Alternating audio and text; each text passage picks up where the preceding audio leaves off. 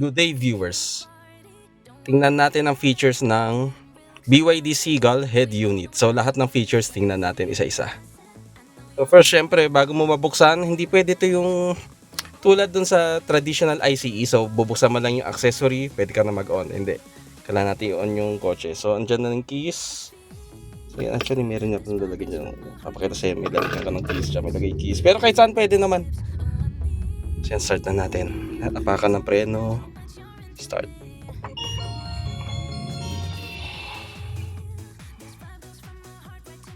So simulan na natin. So ito ang home screen. Makikita nyo dito yung navigation, Spotify, and radio. So simulan natin itong navigation. So kung ako, hindi natin gagamitin to dahil naka Android Auto or Apple CarPlay gagamitin natin. Pero kung gusto nyo gamitin ito, kailangan nyo yatang, or hindi, sinabi sa akin na ahente ko na mag-download ka dito or i-update mo. So siya yung built-in application ng navigation dito. Pero mas gusto kong gamitin yung Waze, papakita ko mamaya. Tapos ito Spotify, built-in din. So mas hindi ko siya ginagamit dahil, ayan, built-in siya, built-in application. So kailangan mo i-login yung Spotify mo. Pero ako mas gusto kong gamitin yung Android Auto. And then ito yung radio. So yung radio, regular lang. Ayan. Auto scan naman siya. Okay, auto scan. Pwede pause ang FM. Okay. So may AM din. So tingnan natin ditong music. Ayan. Kung nakikita nyo, ba't may music at nakadiretso sa Bluetooth? Kasi ito ang phone ko. May separate phone ako for local Bluetooth MP3. Pag dito nyo sinili, pwede rin. So hindi na masyadong uso to, mas uso yung Spotify. Pero kung gusto nyo lang na offline, pwede rin yan. Okay, let's muna tayo dyan. So makikita nyo dito, may SD card. Pero naka-disable siya dahil wala naman nakakabit na SD card dito sa baba. So makikita nyo dito sa baba, ayan. Andito yung Type C, Type A. So dito yung micro SD. So actually micro SD na yan kung gusto mo lang may offline MP3 files. Tsaka video yata, pwede. Okay. Tapos dito, ayan, may USB rin pero walang nakalagay na USB. So doon mo rin ilalagay. Okay. So tapos na tayo dito. May local files din. Parang pwede ka yata mag-store dito. Pero ayokong galawin dahil ito ang buhay ng ating kotse. Next, video. So kung Android head unit to, or at least parang Android head unit. Kasi kung ibababa nyo, di ba? Android na Android ang galawan. So tingin ko Android head unit naman, safe to say. Pwede siya mag-play ng kahit na what? Yung mga AVI, MP4 na files. So yung common video files, kaya naman yun. Mamaya na yung mga settings. So yun yung for the basic entertainment. Okay. So ngayon, ano ba masasabi to? So ang aircon muna tayo sa aircon. Kasi ang daming pwede mong gawin dito sa head unit. So subukan natin muna yung aircon. So dito muna, okay, may display din dito. On mo yung aircon. Ito yung blower. Ito yung AC. So basically kung naka-off to, naka-off ang AC. Okay, so blower lang. Pero pwede ka rin dito. So ayan, buksan natin. Ayan, mayroon na yan. Ngayon, nakita nyo, ito hindi pa umiilaw. Kasi blower pa lang yan. Pero pag binuksan mo yan, yan, lumalamig na. So naka-AC siya yung AC on. Pero gusto mo rin tingnan dito sa head unit, pwede ka rin dito mag-set. So ito yung uso yung ginaganon, 3 finger swipe up, down. Pwede rin ganon. Pero mas gusto ko yung pinipindot dito. Parang kumbaga parang physical button pa rin, mas gusto ko yung ganon. Ayoko nung ginaganon, basta yan. Mas gusto ko yung ganyan. Lumakas na. Tapos yung temperature ito. Okay, sa temperature ito. Okay, yan, lumalamig. So, pag pababa, mas malamig. Pag ganon, syempre painit yan. Sa heater nga. So, yan, mas lumamig. So ako setting ko, 'di ba sabi ng iba, mainit naman mainit ang aircon ng Seagull. Pero sa akin, ayan, ito lang setting ko. Sa 7. Pag tirik ang araw, 5. So, ayan, malamig naman ang aircon niya.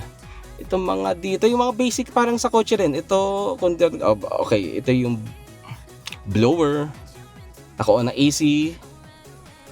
Sa harap yata to. Or defogger. Pakita-correct na lang ako. Ito yung recirculation. Okay. Mamaya na yung ibang setting. So, isa-isahin din natin yung setting niyan. So, sa air condition, ayan na lahat yan. Ano pa ba yung ibang magandang pakita? So, ito, alam nyo naman, ito lagi pinapakita sa mga car vlogs. Yan. Actually, gimmick lang siya para sa akin. So, kung magda-drive ka, sa totoo lang, mas gusto ko yung naka-landscape. Ewan ko. Basta ako naka-landscape pa, mas trip ko. So, balik natin siya sa landscape. So, pag naka-Android Auto ka or Apple CarPlay, kailangan nakaganto rin. So, mabuti siguro, sanayin mo na yung sarili mong naka-landscape na orientation. Nag-switch muna ako ng phone. So, makikita nyo, susubukan kasi natin ng Android Auto. So, ako, inon ko lang yung Bluetooth. I-connect mo lang. Makikita nyo, BYD Seagull. So, connectan nyo lang at sasabihin dyan, mag-update na kayo ng Android Auto. So, ito updated na. So, makikita nyo, connect daw ang Android Auto. So, paano gagawin yun? Ganyan nyo lang. So, kita nyo, wireless yan via Bluetooth lang to. Tapos makikita nyo dito sa Android Auto.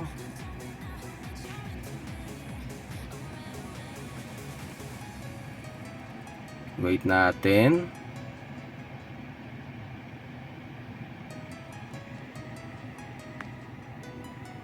Di ayos.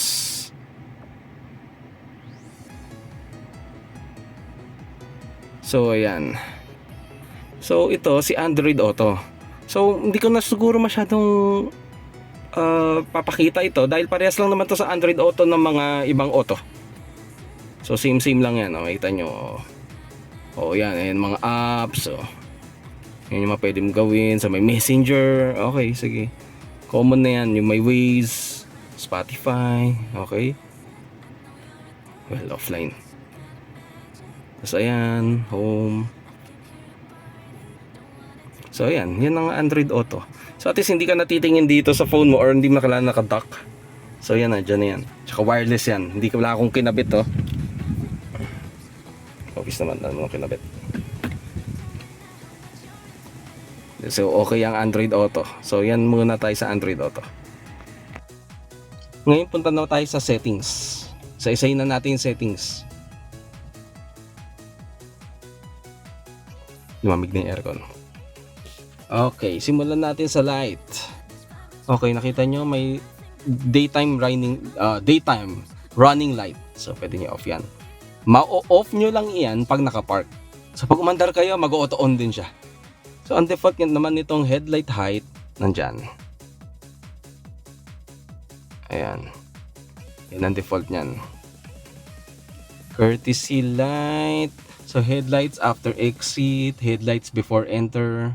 Yan, gusto nyo lang bago kayo pumasok, iilaw or so on. Ganun lang yan. Locks. Ayan, gusto nyo tingnan. Long press to unlock. Ito yung mga kung gusto mo lang may something na gusto mo mangyari before ito yan. Gusto mo long press. Pero ito, hinayaan ko lang siya. Naka-default yan. Kasi ito may auto lock while driving. Yan. So ngayon sa audio display naman. Sa audio. Parang ito yung mga. Yan. May equalizer. Same lang naman.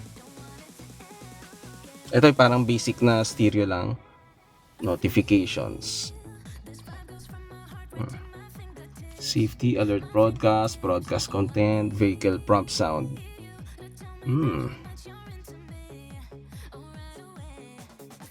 So power on, stereo, standard tone, traditional, simple tone, brand tone. Aba, actually hindi ko pa nasusubukan Sige, subukan natin. So ito, naka-brand. Signal light ako.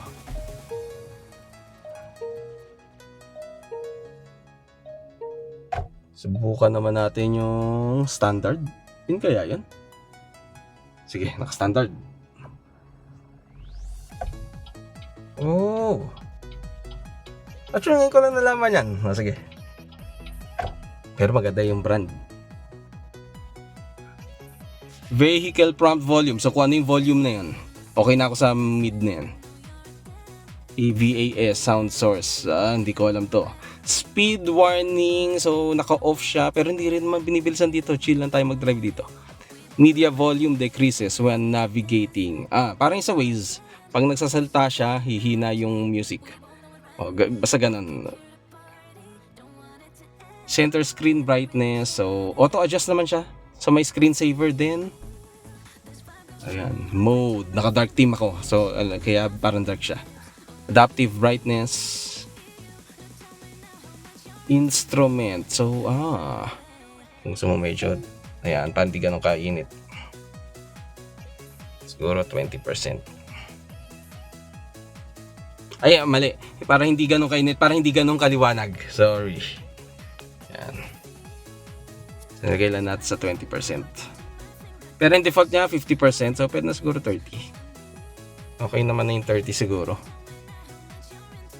Range display mode.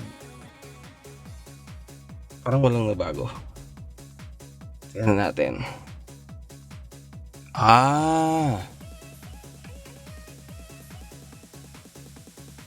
Okay na yung standard. Ito yata yung pag pinatay mo, may kita mo kung gaano kadami yung or gaano kalakas yung kinonsumo mong kuryente. Again, paki-correct ako kung tama. Comment down below. So sa energy, so ito. Regenerative braking. So ako ngayon naka-standard. Maganda yata mag-high kung nasubukan ko na kasi pag pababa, maganda yung high. So parang ano ka na halos pwede na ito yung tinatawag na one pedal driving ka lang halos. As in nasa accelerator pedal ka lang kasi humihinto nga siyang kusa. Pero hindi ganun kalakas. Yun lang masabi ko kasi hindi man ako nakapag-drive ng ibang EV. So parehas lang, Dolphin tsaka Seagull. Pero hindi man ganun kalakas ang regenerative braking. Charge, discharge, smart charging. Scheduled charging. Parang prompt lang yata to. Hindi ko pa nasusubukan yan or hindi ko pa pinag-aaralan. Charging port immobilizer system. Hindi natin alam.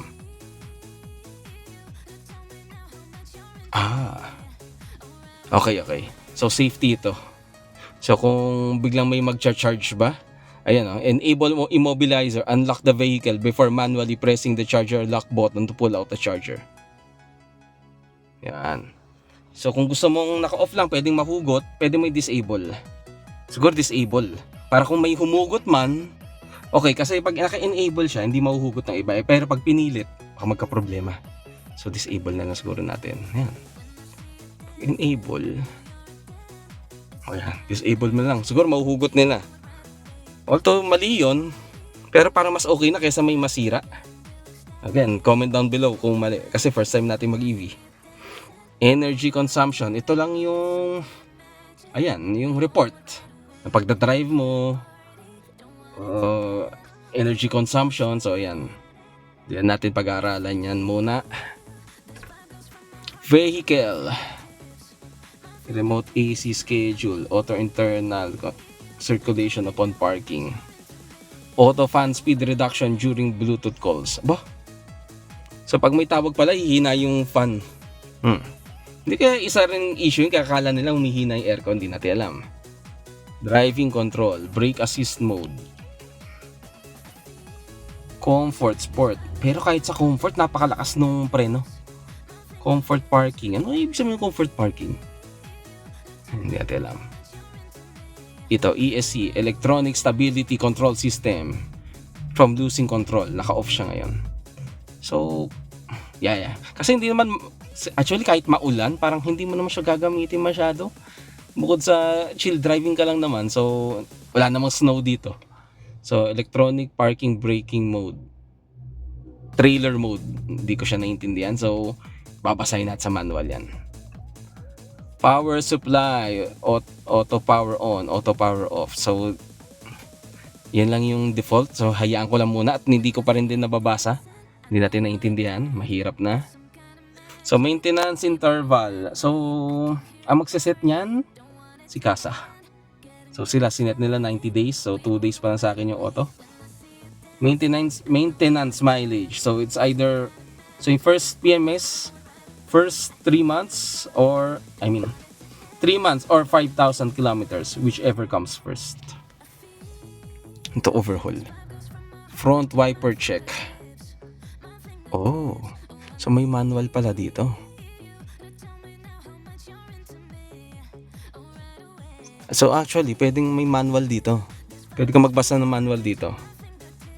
ADAS, parking sensor. So okay naman yan. So may parking sensor to. So napuntahan na pala natin halos lahat. So sa system, para Android system lang to. Bluetooth, wireless LAN, hotspot, cellular data. Naka-on ang cellular data pero wala naman nakalagay na SIM. Di ko alam to Pero ba't naka-on, di ko alam. Pero so far wala namang problem, hayaan ko lang siyang ganyan. Automatic time sync. So ayan, more on parang Android na lang to Settings. Ayan. Version update.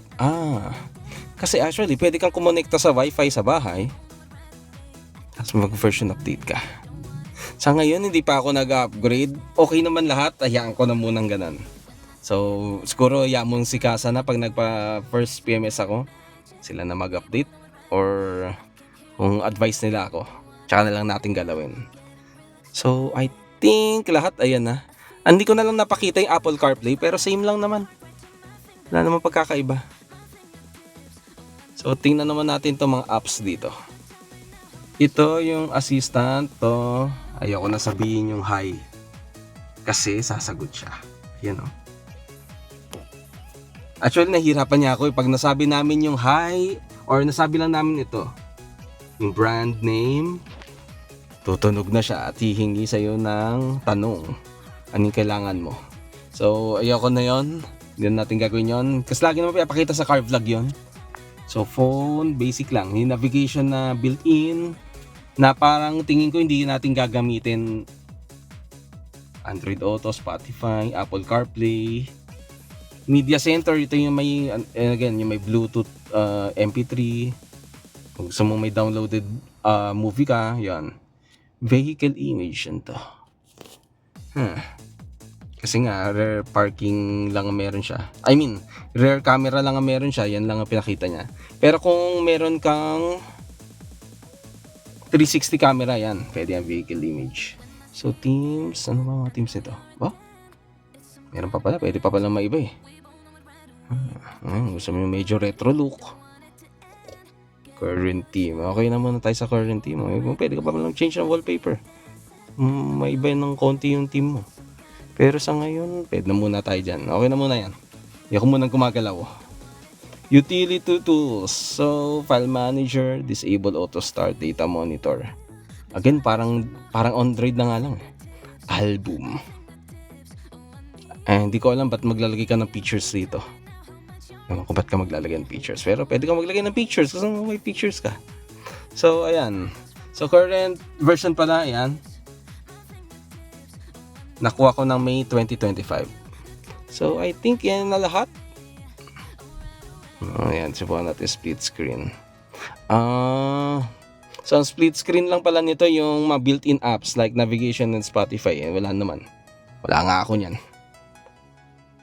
So, hindi ko naman kinokonekta pa yung Spotify ko. Dito lang sa phone pag naka-Android Auto. Okay naman siya. So, ayan. Tignan natin muna pala dito. Ito na siguro yung last. Again, yung volume. Ay, wala. Wi-Fi, Bluetooth, energy. Antong energy? Okay. Parang shortcut lang siya. Screen off. Ayun, papatay lang. Dark mode. Naka-dark mode ako. Mute. Screenshot. Ba't ka mag-screenshot kaya? Gusto mo lang pakita. Pagyabang. Ewan ko bakit. Audio. Siguro yung audio settings. Electric defroster sa likod. Meron ba to sa likod? Ay, wala. Meron niya. Malabo. Pero meron. So, yung gamitin yung electric defroster, yung tint. Ang init din naman. Tapos, ayan. Cellular data. Again, naka-on siya. Hindi ko alam bakit. Connected devices. Makita ko sino yung mga naka-connect na Bluetooth. Wireless charging. Ayan. Ito pala. Wireless charging. Naka-off. Sa ngayon, naka-off siya. Kasi tulad dito, ayan, may wireless charging. So, kung yung iPhone, parang full charge naman at umiinit. So, ayan, naka-off. Madali naman siya i-on. Gaganyan mo lang. Tapos ito, yung regenerative braking. Pwede mo siya i-ganyan agad. Chuk! So high na siya. So pag pababa, gawin mo, i-on mo. So parang siya yung engine braking pero at the same time nag-charge ka pa. And then yung stability control. So ngayon naka-off. As if namang tayo, di-drift. So I think lahat napakita ko na. So marami kang magagawa dito. As in talagang andito na yung buhay niya halos. Ayan, no? Pati aircon niya, recirculation, ayan na lahat. So sana napakita ko lahat. Maraming salamat.